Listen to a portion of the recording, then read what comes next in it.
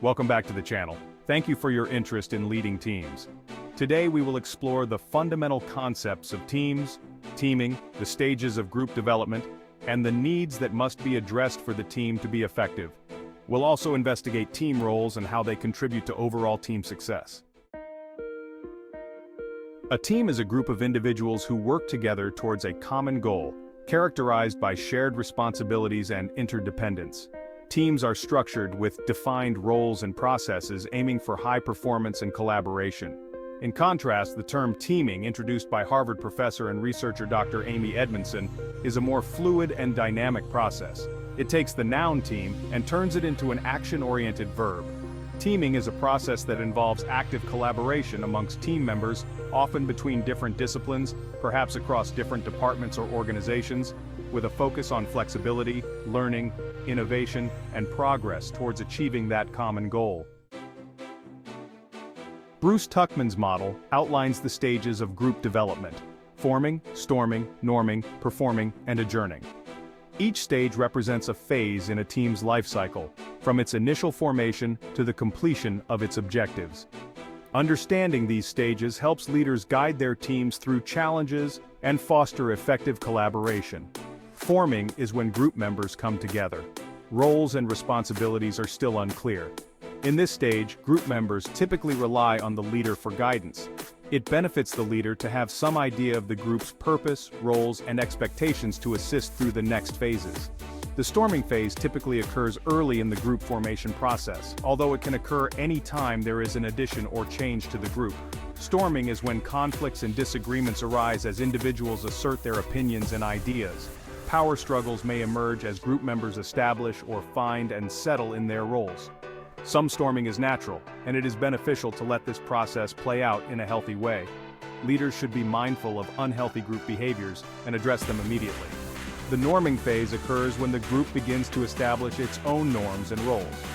Norming is evidenced by stronger relationships, increases in cooperation, and alignment. The performing stage occurs when a group is fully functional, highly productive, fully aligned, and independent. The group's members are motivated and confident in their roles, eager to make progress towards their common goal. The final stage of group development is the adjourning phase. This is where the group disbands after the task is completed. In a previous video on motivation, we introduced Maslow's hierarchy of needs.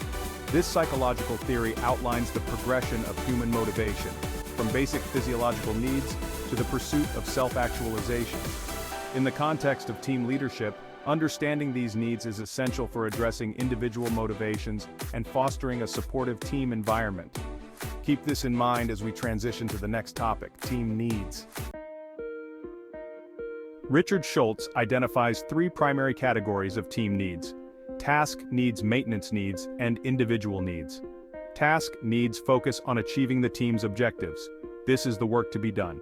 Maintenance needs address the team's functionality and morale, and individual needs address the personal motivations and satisfaction of each team member. Leaders tend to focus on task needs and don't often give maintenance or individual needs the attention they're due. In addressing maintenance needs, leaders are like the conductor of an orchestra, ensuring each part contributes to the whole in a way that maximizes the orchestral experience. The conductor keeps time and harmonizes the whole. It is interesting that we talk about individual needs in a discussion on teams, but people are people, and they have needs. When possible, leaders should align task needs and individual needs. The alignment of and/or simultaneous achievement of both task and individual needs has a compounding effect on team and individual performance. Now that we have discussed some foundational concepts, how do we put them into practice? Meredith Belbin identifies 9 team roles categorized into 3 specific categories: action-oriented, people-oriented, and thought-oriented roles.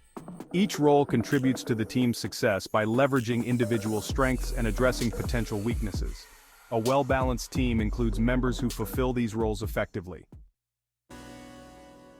Action-oriented roles focus on getting things done. The shaper is a dynamic team member who challenges the team to improve and thrives under pressure, driving the team to overcome obstacles. However, their assertiveness can sometimes be perceived as argumentative or even offensive. The implementer is practical and reliable, turning ideas into actionable tasks and organizing the work that needs to be done. While dependable, they may struggle with flexibility and adapting to new ideas. The completer-finisher ensures that tasks are completed thoroughly, paying attention to detail and maintaining high standards. Their meticulousness can, however, lead to undue worry and reluctance to delegate tasks. People-oriented roles are essential for fostering collaboration and maintaining team harmony. The coordinator serves as the chairperson, clarifying goals, facilitating decision-making, and delegating tasks effectively. Their maturity and confidence help guide the team, but they may sometimes be perceived as manipulative. The team worker helps the team to gel by being cooperative and diplomatic, stepping in to complete tasks when needed. However, their aversion to confrontation might lead to indecisiveness in critical situations. The resource investigator brings enthusiasm and curiosity to the team, exploring new opportunities and building external relationships. Despite their initial energy, they may lose interest once the excitement of new possibilities wanes. Thought-oriented roles contribute to problem-solving and strategic thinking within the team. The plant is the creative innovator who generates original ideas and solves difficult problems. While their creativity is invaluable, they may overlook practical details and struggle with communication. The monitor-evaluator is the analytical thinker who evaluates ideas critically and makes balanced decisions. Their objective perspective is crucial, but they may be overly critical and lack the enthusiasm needed to inspire others. The specialist brings in-depth knowledge and expertise to the team, focusing on specific areas. Their expertise is valuable, though they might contribute narrowly and become overly absorbed in technicalities. These roles collectively enable a team to function effectively, balancing strengths while managing potential weaknesses to achieve the team's objectives. Depending on the size and the needs of the team, members may take on one or more of these roles. Effective team leadership requires a deep understanding of team and group dynamics, team needs, and the roles that team members play. By understanding and applying these concepts, leaders can foster high-performing teams that are collaborative, innovative, and resilient. Take the time to reflect on these topics and how you might be able to put this information into practice. Thank you for watching. Please check out the references in the video description for more. If you enjoyed this video, please give it a thumbs up and share it with your friends and colleagues. Subscribe for more insights on leadership in future videos.